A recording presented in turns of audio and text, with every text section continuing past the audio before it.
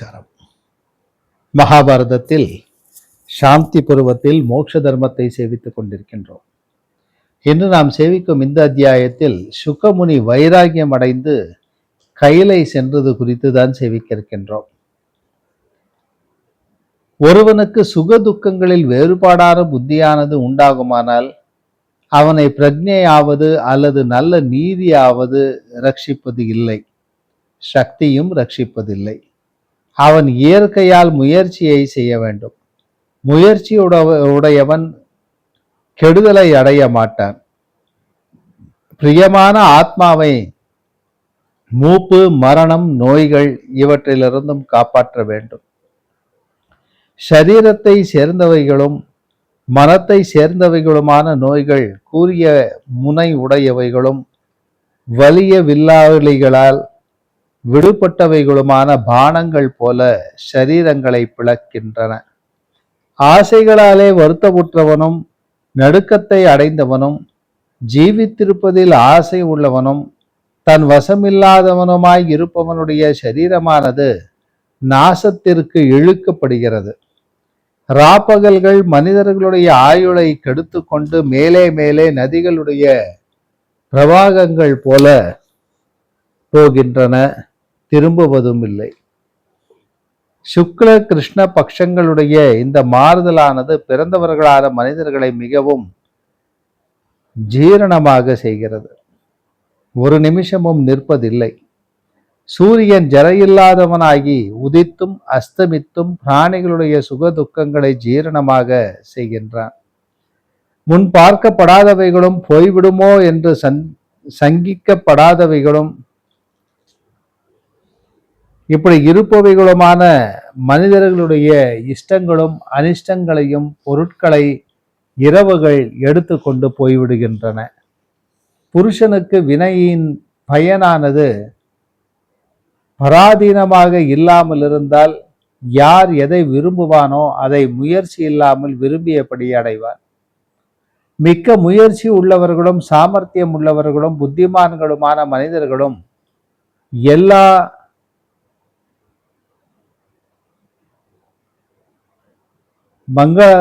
மங்களாலும் எல்லா கர்மங்களாலும் குறைவடைந்து பயனடையாதவர்களாக காணப்படுகிறார்கள். மற்றவர்களான புருஷாத்மாக்கள் புத்திஹீனர்களும் குணமில்லாதவர்களும் மற்ற தீமைகளை உடையவர்களுமாக இருந்தும் விரும்பினவற்றையெல்லாம் அடைந்தவர்களாக காணப்படுகிறார்கள். மற்றொருவன் பிராணிகளுக்கு துன்பம் செய்வதிலும் உலகத்தை வஞ்சிப்பதிலும் எப்பொழுதும் முயற்சி உள்ளவனாக இருக்கின்றான். அவன் விஷய சுகங்களிலேயே ஜரித்து விடுகின்றான். ஒரு விதமான பிரவர்த்தியும் இல்லாமல் உட்கார்ந்திருக்கிற ஒருவனை சம்பத்தானது தானே வந்தடைகிறது. வேறொருவன் வேலைகளை செய்தும் அடைய முடியாததை அடைவதில்லை. மனிதனிடத்தில் இயற்கையாக உள்ள குற்றத்தை சொல். ஓரிடத்தில் உண்டான வீரியம் மீண்டும் வேறிடம் போகிறது. கருப்பையில் விடப்பட்ட வீரியத்திற்கு கர்ப்பம் உண்டாகிறதோ இல்லையோ, வீரியத்தினுடைய பரிணாமமானது பூவுக்கு நிகராக காணப்படுகிறது. புத்திரனை விரும்புகிறவர்களும் பின் சந்ததியை விரும்புகிறவர்களும் காரிய சித்தியில் முயற்சி செய்கிறவர்களுமான சிலருக்கு கர்ப்பம் உண்டாகிறதே இல்லை. கோபமுள்ள சர்ப்பத்தினிடம் நடுங்குவது போல கர்ப்பத்தினிடம் நடுங்குகிறவர்களுக்கு மரித்தவனான அவர்களுடைய தந்தை திரும்பி வந்தது போல ஆயுளோடு கூடிய புத்திரன் உண்டாகின்றான். தேவர்களை பூஜித்து தவத்தை செய்து புத்திரனை விரும்புகிற தீனர்களாலே 10 மாசங்கள் சுமக்கப்பட்டு குலத்தை கெடுக்கின்ற புத்திரர்கள் பிறக்கின்றார்கள். தேவ பூஜை முதலான மங்கள காரியங்களாலே அடையப்பட்ட சில புத்திரர்கள் பிதாவால் சம்பாதிக்கப்பட்ட மிகுந்த தன தானியங்களோடும் போகங்களோடும் பிறக்கின்றனர். ஒன்றுக்கொன்றும் சம்மதித்து போகத்திற்காக சேர்ந்து கர்ப்பமானது கருவில் உபதிரவம் பிரவேசிப்பது போல பிரவேசிக்கிறது. வேறு சரீரங்களில் சிதறினதும் ஸ்வர்க நரகங்களுக்கு காரணமற்றதும் சரீரத்தோடு கூடியதும் பிராணனுக்கு தடை உண்டாக்கும் காலத்தில் மாம்ச ஸ்லேஷங்களோடு புரளுகின்றதுமான பிராணியை வேறு சரீரங்கள் அடைகின்றன. சேர்க்கையினால் வயிற்றில் வைக்கப்பட்டது அச்சேதனமும் ஆன பிந்துவானது எந்த உபாயத்தால் ஜீவனுள்ள கர்ப்பமாய் இருக்கிறதென்று நீ அறிகிறாய். அன்னபானங்களும் பட்சிக்கப்பட்ட பக்ஷணங்களும் ஜீரணமாகிற அந்த உதரத்திலேயே கர்ப்பமானது ஏன் அன்னம் போல ஜீரணமாவதில்லை? உதரத்தில் இருக்கின்ற மல மூத்திரங்களுக்கு வெளியில் போக்கானது சுபாவத்தினாலே அமைந்திருக்கிறது. சுவாதீனமற்ற ஜீவன் தரிப்பதற்கும் விடுவதற்கும் கர்த்தாவாகிறது இல்லை. சில கர்ப்பங்கள் உதரத்தில் இருந்தும் கரைந்து விடுகின்றன, சில வெளியில் வரும்போது மரிக்கின்றன, சில பூரணமாகவே ஜனிக்கின்றன. இந்த கருவின் சம்பந்தத்தில் இருந்தும் விடுபடுகிற ஜீவன் ஒரு பிரஜையையும் அடைகின்றான். அப்படி இருந்தும் மறுபடியும் துவந்தங்களில் பற்றுகிறான். அவன் ஒருவனுக்கு பிறகு கூட பிறந்தமையால் அவனிடமிருந்து உண்டான ஐந்தும் என்று குறிப்பிடுவது இங்கே பஞ்சபூதங்களை, அதே போல ஏழாவதான அவஸ்தையும், அதாவது ஜீவனுக்குள்ள 10 அவஸ்தைகளான கர்ப்பவாசம், ஜன்மம், பால்யம், கௌமாரம், பௌண்டகம், யவ்வனம், ஸ்தாவிரியம், ஜரை, பிராணரோதம், நாசம் என்பவை. ஆக 7ஆவதான அவஸ்தையும் 9ஆவதான அவஸ்தையும் அடைகின்றன. 100 பிராயம் இருப்பதில்லை. மனிதர்களுடைய சேர்க்கைகள் மேல் வருவதற்கு நிமித்தமாகாது. இதில் சந்தேகமில்லை. வேடர்களாலே அற்ப மிருகங்கள் துன்பமடைவது போல மனிதர்கள் வியாதிகளாலே பீடிக்கப்படுகிறார்கள். வியாதிகளாலே துன்பப்படுகிறவர்களும் அதிகமான தனத்தை கொடுப்பவர்களுமாய் இருப்பவர்களுடைய துன்பத்தை வைத்தியர்கள் முயற்சி செய்தும் போக்குவது இல்லை. மிக்க சமர்த்தர்களும் பூர்ணமான மருந்துகளை உடையவர்களுமான அந்த வைத்தியர்களும் வேடர்களாலே மிருகங்கள் துன்பமடைவது போல வியாதிகளாலே துன்பமடைகிறார்கள். அவர்கள் கஷாயங்களையும் பலவிதமான கிருதங்களையும் பானம் செய்தும் பெரிய யானைகளால் மரங்கள் முறிக்கப்படுதல் போல ஜரையினாலே முறிக்கப்படுகிறவர்களாக காணப்படுகின்றார்கள். பூமியில் நோயினால் பீடை அடைந்த மான்களும் பறவைகளுக்கும் கொடிய விலங்குகளுக்கும் தரித்திரர்களுக்கும் யார் வைத்தியம் செய்கிறார்கள்? அநேகமாக அவர்கள் வியாதியால் துன்பமடைவதில்லை. பட்டினத்தில் இருப்பவர்களும் ஒருவராலும் நெருங்க முடியாதவர்களும் உக்கிரமான பராக்கிரமம் உடையவர்களுமாயினும் அரசர்களை நோய்கள் வியாபித்து புலையர் விலங்குகளை பட்சிப்பது போல பட்சிக்கின்றன. இவ்விதம் வேதனையால் அறிவற்றதும் சோக மோகங்களால் நிரம்பியதுமான உலகம் வலிய சம்சார பிரவாகத்தால் சிதற அடித்து விரைவில் இழுக்கப்படுவதை பார்.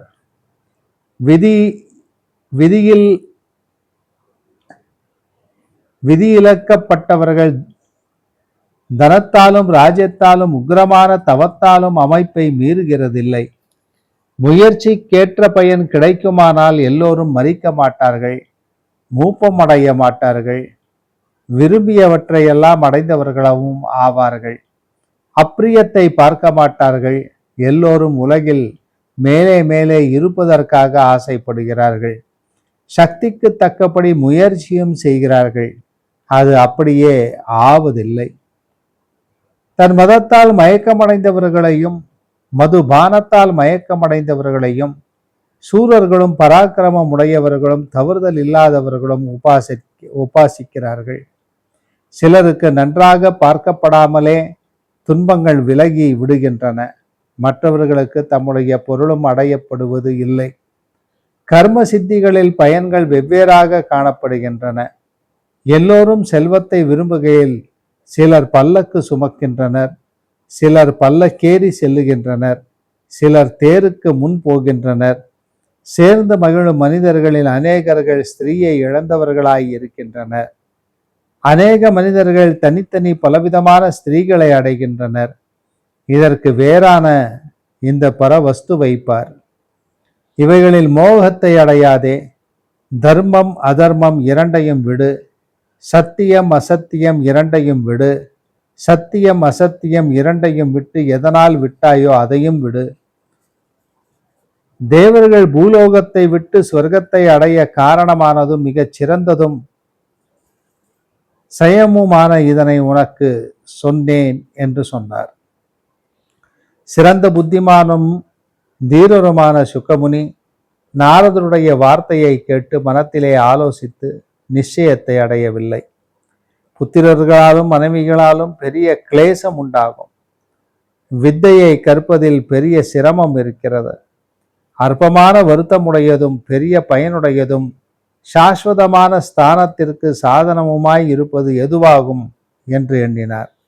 பிறகு மிகவும் மேலான தர்மத்தை உணர்ந்த அவர் ஆத்மாவுக்கு கதியாக நிச்சயிக்கப்பட்டதும் மேலானதும் மோட்சத்தை சார்ந்ததுமான கதியை ஒரு முகூர்த்த காலம் ஆலோசித்து, நான் எப்படி பந்தமற்றவனாகி உத்தமமான கதியை அடைவேன், மறுபடியும் பிறவிக் கடலில் திரும்பாமல் இருப்பேன், மறுபடியும் திரும்புதல் இல்லாத மேலான தன்மையை விரும்புகின்றேன், எல்லா சுகங்களையும் விட்டு மனத்தினாலே கதியை நிச்சயித்து எந்த இடத்தில் என்னுடைய ஆத்மாவானது சுகத்தை அடையுமோ அந்த இடத்தில் செல்வேன்.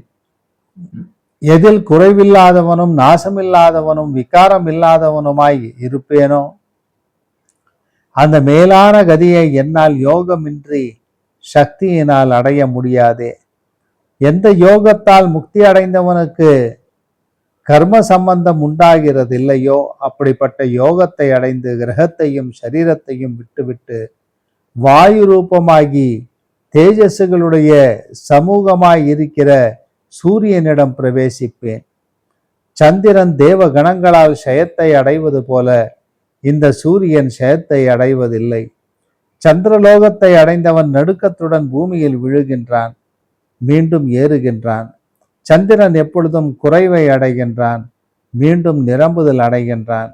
அடிக்கடி உண்டான இந்த விருத்திஷயங்களை அறிந்து இந்த சந்திரனாகிற பித்ருலோகத்தை நான் விரும்ப மாட்டேன். சூரியனோவென்றால் உக்கிரமான கிரணங்களால் உலகங்களை தவிக்க செய்கின்றான். எந்நாளும் குறைவற்ற மண்டலமும் உடையவனாகி மற்றவற்றின் ஒளியை கவர்கின்றான். ஆகையினால் எனக்கு மிக விளங்குகின்ற ஒளியை உடைய சூரியனை அடைவதில் விருப்பம் இருக்கிறது. ஒன்றினாலும் ஆக்கிரமிக்க முடியாமல் சம்பந்தமற்ற அந்த அந்தராத்மாவுடன் இந்த சூரியனிடம் வசிப்பேன். சூரியனுடைய ஸ்தானத்தில் இந்த சரீரத்தை விட்டு ரிஷிகளோடு நான் மிகவும் பொறுக்க முடியாத சூரியனுடைய அந்தர்யாமியான தேஜஸில் வசிப்பேன். விருட்சங்கள், மலைகள், பூமி, 10 திக்குகள், தேவர்கள், அசுரர்கள், கந்தர்வர்கள், பிசாசங்கள், உரகர்கள், ராட்சசர்கள் ஆகிய இவர்களை கேட்டுக்கொள்கின்றேன். உலகங்களில் எல்லா பிராணிகளிடத்திலும் பிரவேசிக்கப் போகின்றேன், சந்தேகமில்லை. எல்லா தேவர்களும் ரிஷிகளோடு கூட என்னுடைய யோகத்தின் வீரியத்தை பார்க்கட்டும் என்று சொல்லிவிட்டு உடனே உலகங்களில் பிரசித்தி பெற்ற அந்த நாரத முனிவருக்கு அனுமதி கொடுத்து அவரிடமிருந்து அனுமதி பெற்றுக்கொண்டு பித்தாவனிடம் சென்றார். அந்த சுகமுனி மகாத்மாவான கிருஷ்ண துவைபாயனர் என்னும் அந்த வியாச முனிவரை நமஸ்கரித்து பிரதட்சணம் செய்து அவரிடம் விடை பெற்று கொண்டார். அப்பொழுது மகாத்மாவான அந்த முனிவரும் சுகமுனியுடைய அந்த வார்த்தையை கேட்டு பிரீத்தி அடைந்து மீண்டும் அவரை பார்த்து, புத்திரா, இப்பொழுது உன் விஷயத்தில் நேத்திரத்தை திருப்தி செய்விக்கும் அளவு நில் என்று சொன்னார். சுகமுனி அபேட்சை இல்லாதவரும் சிநேகம் இல்லாதவருமாகி சந்தேகமில்லாமல் மோட்சத்தையே நினைத்து போவதற்காக மனத்தை செலுத்தினார். முனிவர்களில் சிறந்தவரான அந்த சுகமுனி பித்தாவை விட்டுவிட்டு சித்தர்களுடைய சங்கங்களால் அடையப்பட்ட விசாலமான கைலை மலையின் உச்சியை அடைந்தார் என்பதோடு இந்த அத்தியாயம் பூர்த்தியாகிறது. மீண்டும் நாளை சந்திப்போம். நமஸ்காரம்.